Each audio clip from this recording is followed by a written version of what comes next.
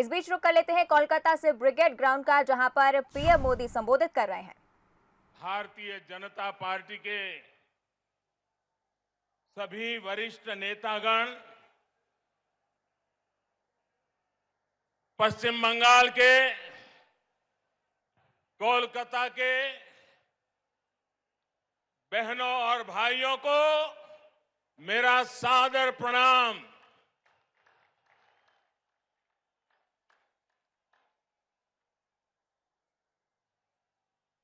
राजनीतिक जीवन में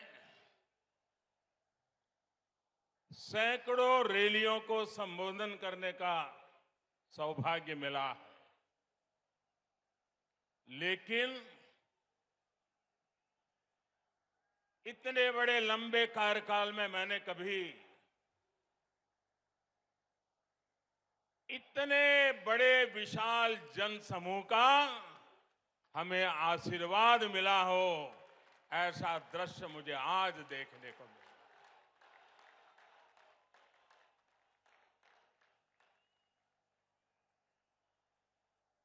जब मैं हेलीकॉप्टर से देख रहा था, मैदान में तो जगह नजर नहीं आ रही है, लेकिन मैं देख रहा था सारे रास्ते इतने भरे पड़े हैं, लोग भागते हुए इधर की तरफ चल रहे हैं। मैं नहीं मानता हूं कि वो पहुंच पाएंगे। मैं फिर एक बार इतनी बड़ी तादाद में आप आशीर्वाद देने के लिए आए, मैं भारतीय जनता पार्टी के सभी कार्यकर्ताओं की तरफ से आपको सादर फिर से एक बार प्रणाम करता हूं। बंगाल की इस धरती ने हमारे संस्कारों को ऊर्जा दी है। बंगाल की इस धरती ने भारत की आजादी के आंदोलन में नए प्राण फूंके। बंगाल की इस धरती ने ज्ञान विज्ञान में भारत का गौरव बढ़ाया है। बंगाल से निकले महान व्यक्तित्वों ने एक भारत श्रेष्ठ भारत की भावना को सशक्त किया है। बंगाल की इस धरती ने एक विधान, एक निशान, एक प्रधान के लिए बलिदान देने वाले महान सपूत हमें दिया। ऐसी पावन मिट्टी को मैं अनेक अनेक बार नमन करता हूं। साथियों, ये मेरा सौभाग्य है कि आज इस ऐतिहासिक ब्रिगेड ग्राउंड पर मुझे फिर एक बार आपके आशीर्वाद प्राप्त करने का अवसर मिला है। ब्रिगेड ग्राउंड के आसपास एक तरफ स्वामी विवेकानंद जी का जन्म स्थान है, दूसरी तरफ नेताजी सुभाष बाबू का निवास स्थान है, एक तरफ महर्षि श्री अरविंदो का जन्म स्थान है, तो दूसरी तरफ डॉक्टर श्यामा प्रसाद मुखर्जी का जन्म स्थान है। ये कोलकाता, बंगाल और पूरे भारत की बहुत बड़ी प्रेरणा स्थली है। बीते दशकों में ब्रिगेड ग्राउंड में अनेकों बार ये नारा गूंजा है, ब्रिगेड चलो। सुना है ना, ब्रिगेड चलो। इस ग्राउंड ने अनेक देशभक्तों को देखा है,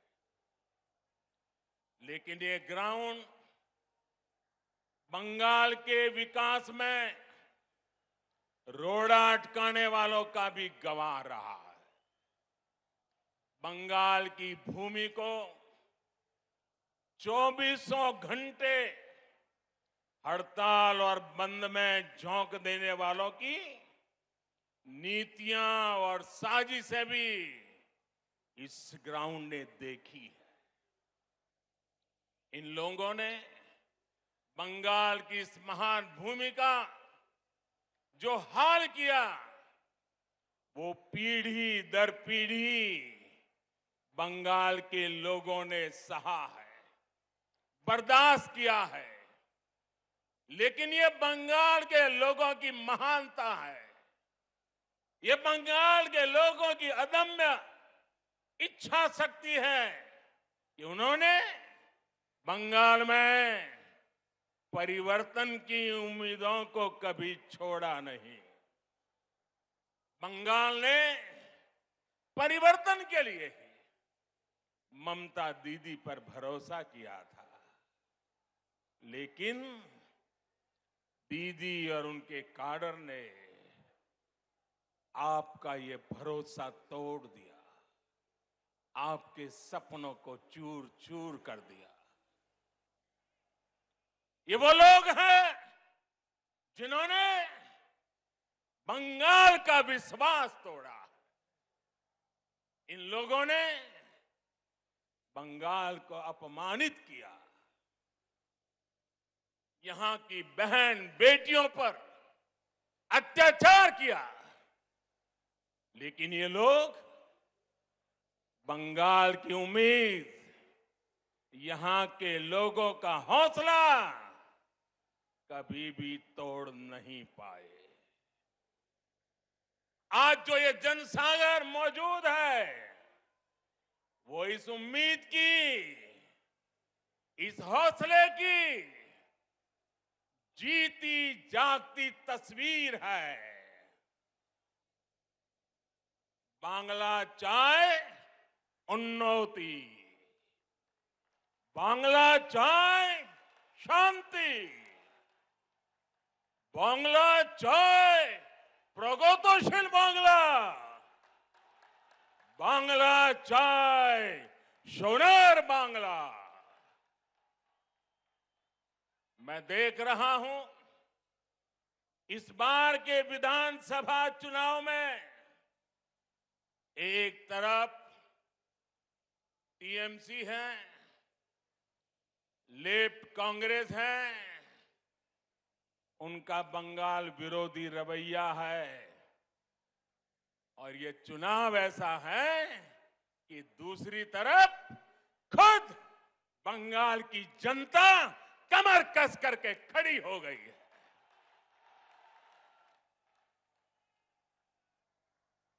आज भाजपा को आशीर्वाद देने के लिए लाखों लोगों का यहां आना, लाखों लोगों का पूरे प्रदेश भर में निरंतर आशीर्वाद बनाए रखना, सामान्य मानवी हो, बंगाल के बौद्धिक जन हो, कला जगत के लोग हो, सभी अपना प्रेम, अपने आशीर्वाद बरसा रहे हैं। सबके दिल में एक ही इच्छा है, हमारा बंगाल विकास की नई ऊंचाई पर पहुंचे। आज तो हमारे बीच बांग्लार छेले मिठुन चक्रवर्ती जी भी है। उनकी जीवन गाथा संघर्ष और सफलता के अद्भुत उदाहरणों से भरी हुई है। अपनी सफलता का पुण्य वो लोकनाथ बाबा के आशीर्वाद से सामान्य जनों तक पहुंचा रहे हैं।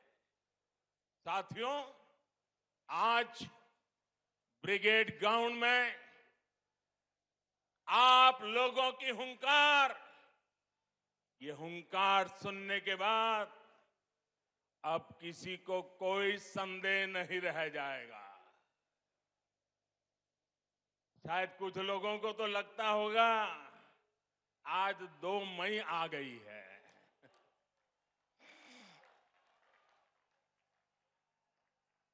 भाइयों बहनों, पूरी ताकत से मेरे साथ बोलिए, दोनों मुट्ठी बंद करके बोलिए, हाथ ऊपर करके बोलिए, पूरी ताकत से बोलिए, भारत माता की, भारत माता की। साथियों, भारत माता के इस जयकारे की गूंज बंगाल के कोने कोने तक जा रही है। भारत माता के आशीर्वाद से सोनार बांग्ला का संकल्प जरूर सिद्ध होके रहेगा। यहां आया एक एक व्यक्ति, हमारी माताएं, हमारी बहनें, हमारी बेटियां, बंगाल का युवा आज बंगाल में आशोल परिवर्तन के लिए आया है। आशोल परिवर्तन। मैं इस ब्रिगेड ग्राउंड से आपको इस आशोल परिवर्तन का विश्वास दिलाने आया हूं। विश्वास बंगाल के विकास का, विश्वास बंगाल में स्थितियों को बदलने का, विश्वास बंगाल में निवेश बढ़ाने का, उद्योग बढ़ाने का, विश्वास बंगाल के पुनर्निर्माण का, विश्वास बंगाल की संस्कृति और यहां की परंपराओं की रक्षा का। मैं विश्वास दिलाने आया हूं कि आपके लिए, यहां के नौजवानों के लिए, यहां के किसानों के लिए, उद्यमियों के लिए, यहां की बहनों बेटियों के विकास के लिए हम 24 घंटे दिन रात मेहनत से काम करेंगे। हम मेहनत करने में कोई कमी नहीं रखेंगे। हम पल पल आपके लिए जिएंगे। हम पल पल आपके सपनों के लिए जिएंगे। ये विश्वास दिलाने में आया। हम आपकी सेवा करेंगे, आपका आशीर्वाद लेंगे। आपका दिल सिर्फ चुनाव में नहीं, हर पल आपका दिल जीतते रहेंगे। अपने काम के द्वारा, सेवा के द्वारा, समर्पण के द्वारा, परिश्रम के द्वारा। यहां जो भाजपा की सरकार बनेगी, उसकी नीति, उसके निर्णयों में बंगाल के लोगों का हित ये सुप्रीम होगा। बंगाल के लोगों का हित ये सर्वोपरि होगा। यहां जो भाजपा की सरकार बनेगी, आशोल परिवर्तन का मंत्र उसकी प्रेरणा होगा, उसके परिश्रम का आधार होगा।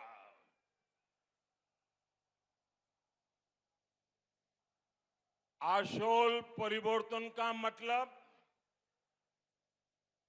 आशोल परिवर्तन का मतलब ऐसा बंगाल जहां युवाओं को शिक्षा और रोजगार के पर्याप्त अवसर मिले। आशोल परिवर्तन मतलब ऐसा बंगाल जहां लोगों को पलायन करने पर मजबूर न होना पड़े। आशोल परिवर्तन मतलब ऐसा बंगाल जहां व्यापार और कारोबार फले फूले, जहां ज्यादा से ज्यादा निवेश आए। आशोल परिवर्तन मतलब ऐसा बंगाल जहां 21वीं सदी का आधुनिक इंफ्रास्ट्रक्चर हो। आशोल परिवर्तन मतलब ऐसा बंगाल जहां गरीब से गरीब को भी आगे बढ़ने का पूरा अवसर मिले। आशोल परिवर्तन मतलब ऐसा बंगाल जहां हर क्षेत्र, हर वर्ग की विकास में बराबर की भागीदारी होगी। उत्तर बंगाल हो या दक्षिण बंगाल हो, पश्चिमांचल हो या जंगल महल, आदिवासी हो या दलित, पिछड़े हो, वंचित हो, शोषित हो या हमारे शरणार्थी भाई बहन, सभी पर एक बराबर ध्यान दिया जाएगा।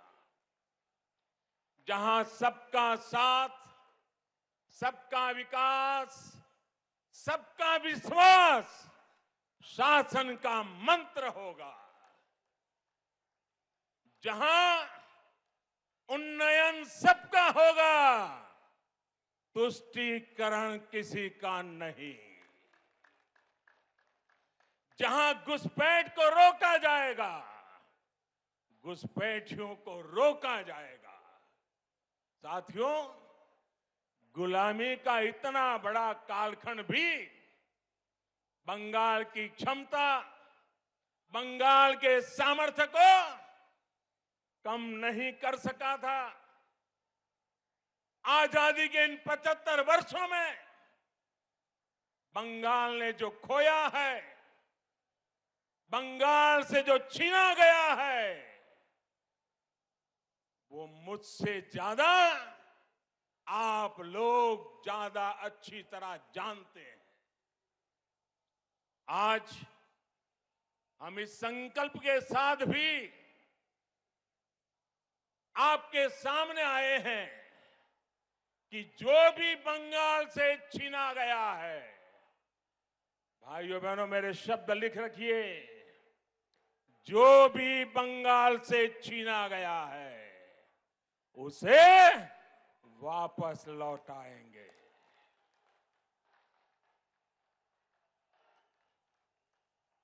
आज जब भारत अपनी आजादी के 75 वर्ष में प्रवेश कर रहा है, तो बंगाल एक नई ऊर्जा, एक नए संकल्प के साथ आगे बढ़ेगा।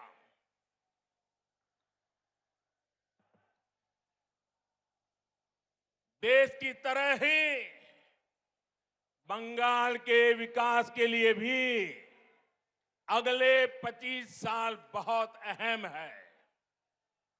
इन 25 वर्षों की शुरुआत का पहला पड़ाव ये विधानसभा चुनाव है। अगले 5 वर्षों में बंगाल का विकास अगले 25 वर्षों के विकास का आधार बनाएगा।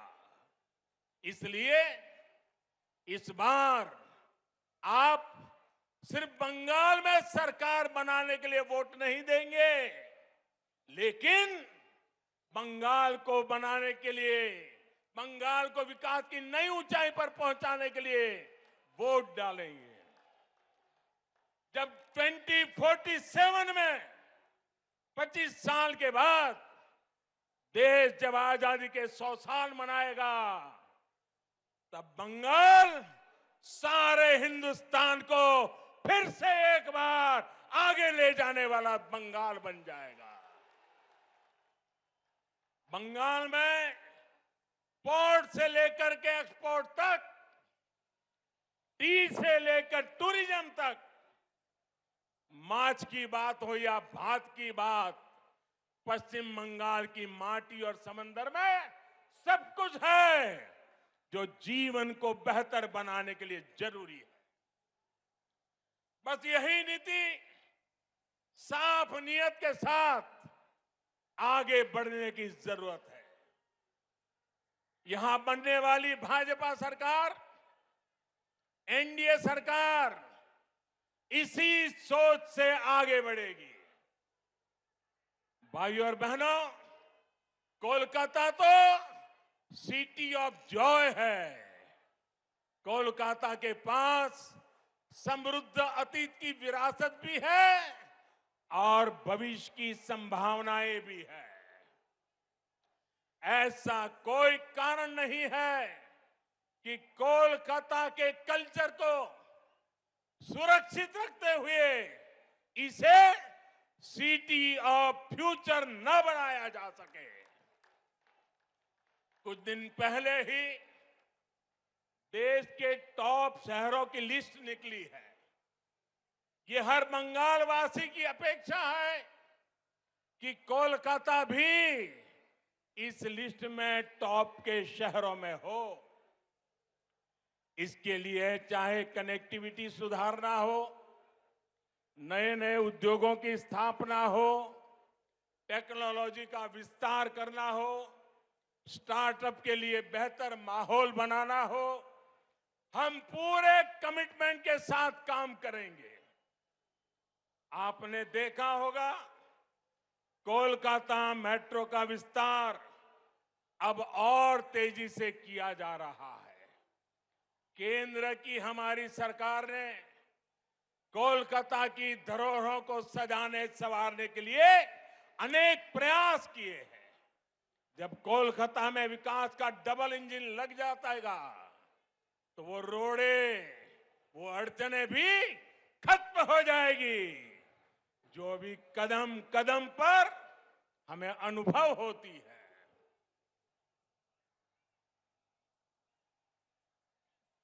आप अंदाजा लगा सकते हैं कि इनकी कमीशनबाजी की वजह से कोलकाता एयरपोर्ट से जुड़े हुए कई काम देखिए कब तक रुके हुए।